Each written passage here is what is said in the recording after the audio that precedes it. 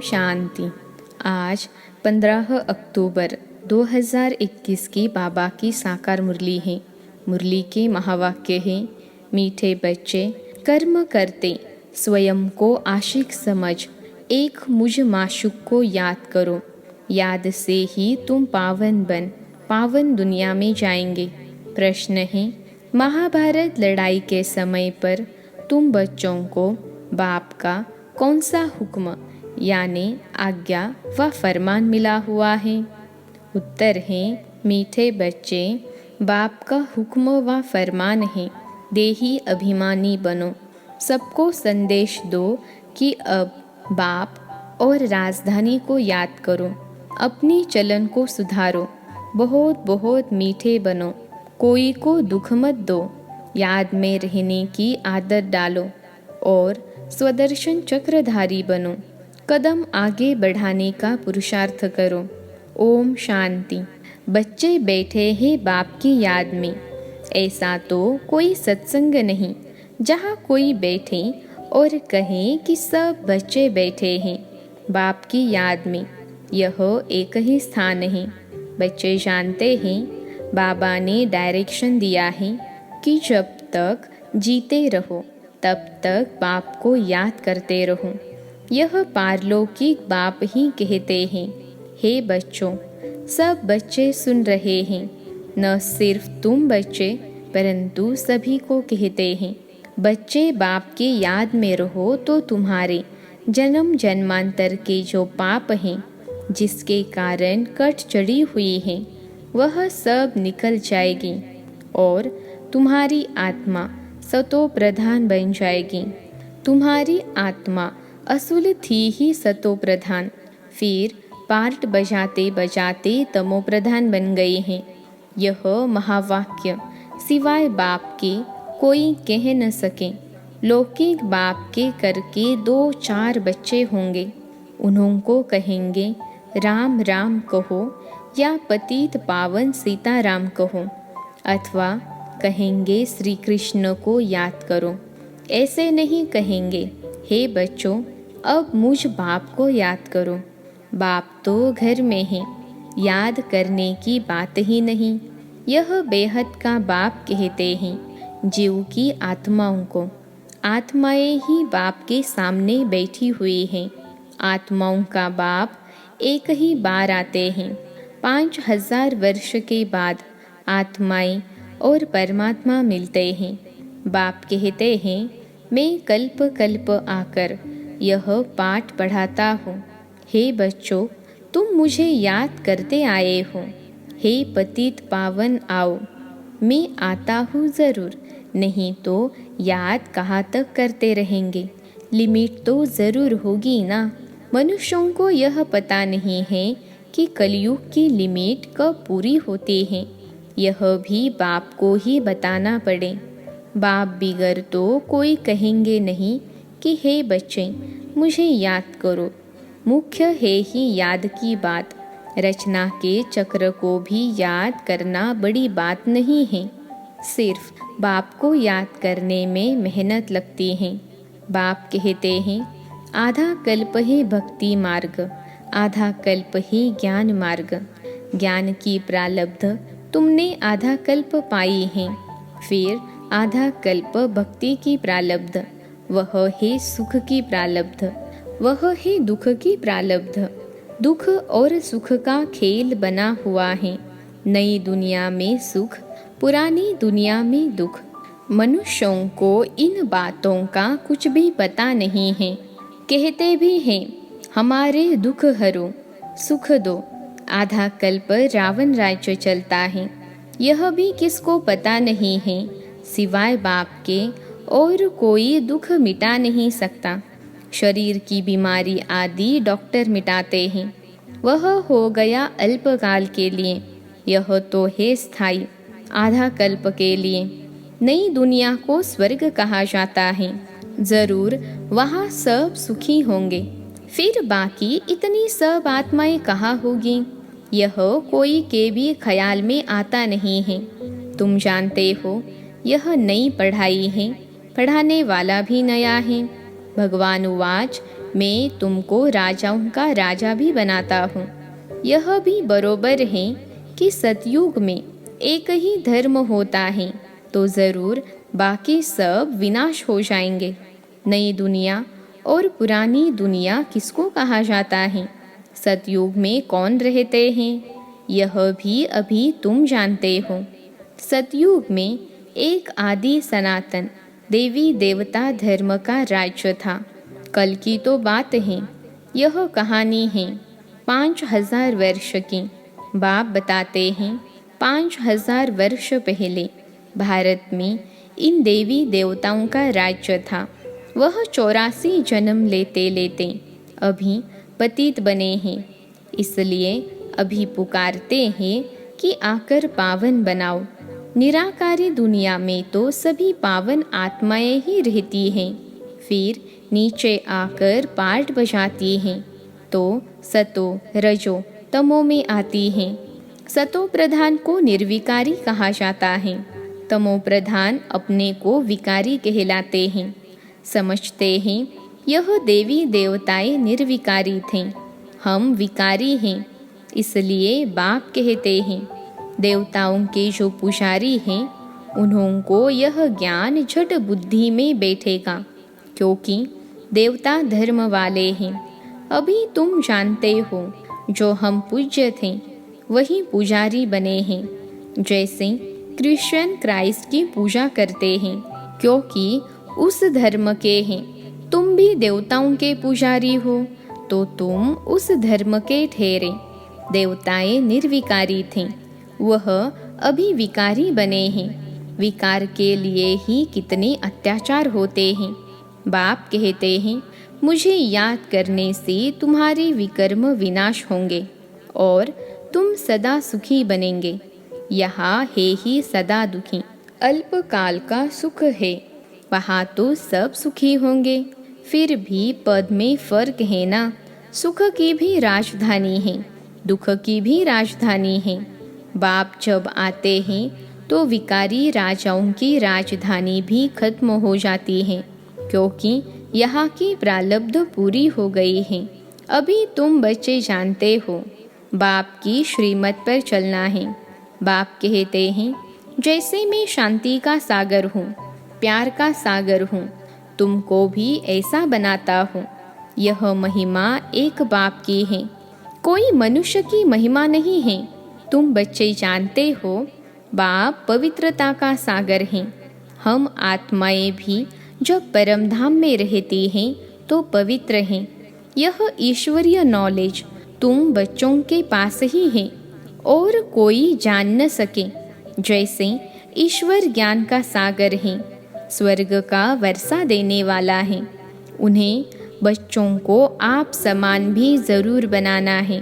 पहले तुम्हारे पास बाप का परिचय नहीं था, अभी तुम जानते हो परमात्मा जिसकी इतनी महिमा है वह हमको ऐसा ऊंच बनाते हैं तो अपने को ऐसा ऊंचा बनाना पड़े। कहते हैं ना इनमें देवी गुण बहुत अच्छे हैं। जैसा देवता किसका शांत स्वभाव होता है, किसको गाली आदि नहीं देता है तो उनको अच्छा आदमी कहा जाता है, परंतु वह बाप को सृष्टि चक्रों को नहीं जानते हैं। अब बाप आकर तुम बच्चों को अमर लोक का मालिक बनाते हैं। नई दुनिया का मालिक बाप बिगर कोई बना नहीं सकता। यह है पुरानी दुनिया, वह है नई दुनिया। वहाँ देवी देवताओं की राजधानी होती है। कलयुग में वह राजधानी है नहीं, बाकी अनेक राजधानियाँ हैं।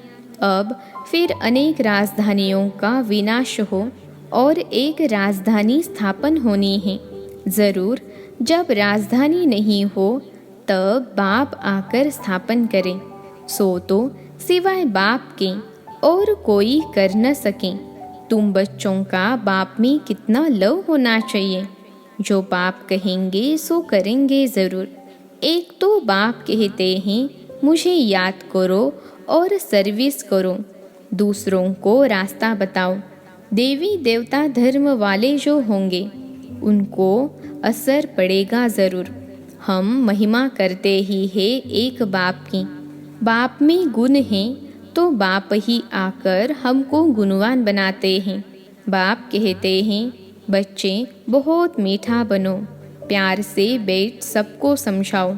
भगवानुवाच मामेकम याद करो तो मैं तुमको स्वर्ग का मालिक बनाऊंगा। तुम्हें अब वापस घर जाना है। पुरानी दुनिया का महाविनाश सामने खड़ा है। आगे भी महाभारी महाभारत लड़ाई लगी थी। भगवान ने राजयोग सिखाया था। अब अनेक धर्म हैं। सतयुग में एक धर्म था जो अब प्रायलोप हो गया है।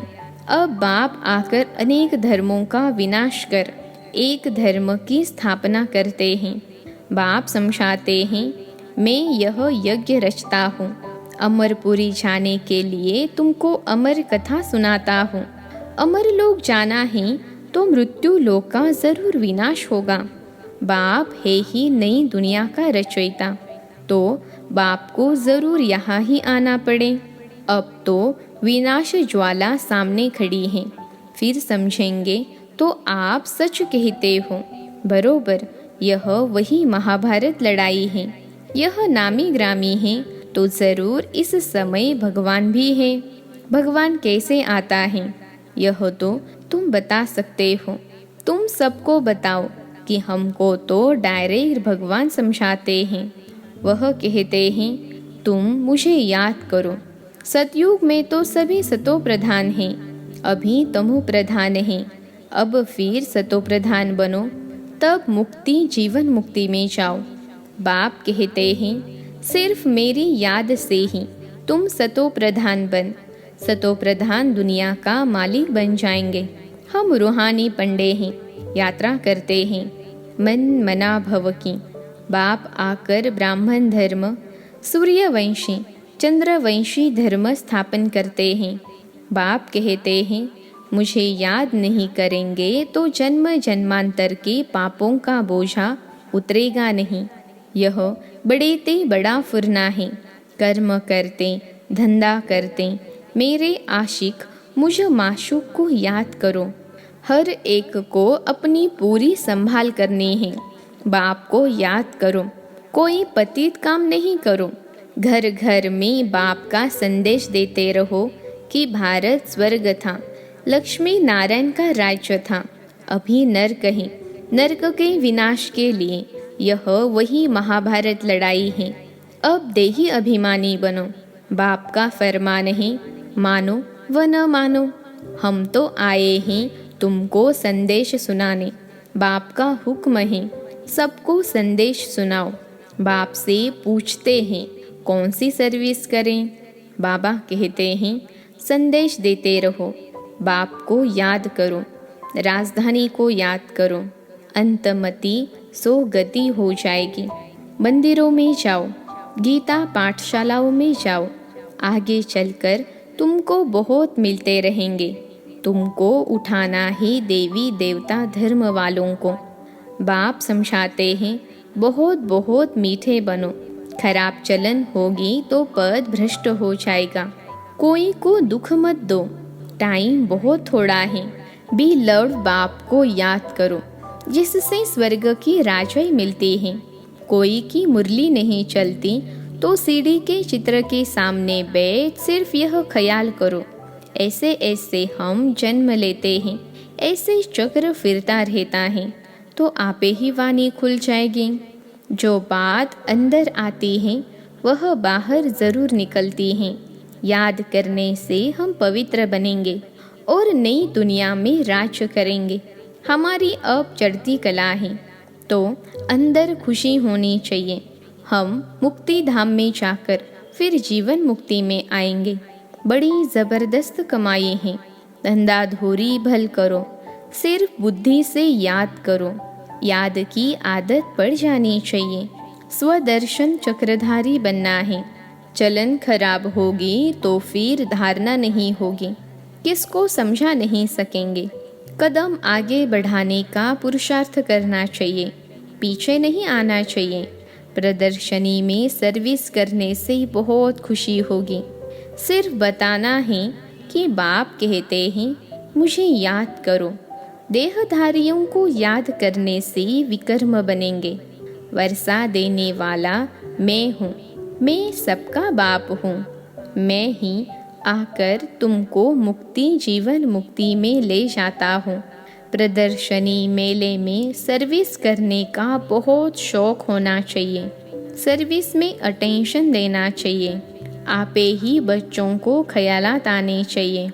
अच्छा, मीठे मीठे सिखिलते बच्चों प्रति माता पिता बाप दादा का याद प्यार और गुड मॉर्निंग। रूहानी बाप की रूहानी बच्चों को नमस्ते। हम रूहानी बच्चों की रूहानी माता पिता बाप दादा को याद प्यार गुड मॉर्निंग और नमस्ते बाबा नमस्ते। धारणा के लिए मुख्य सार पहली पॉइंट है, एक बाप में ही पूरा लव रखना है।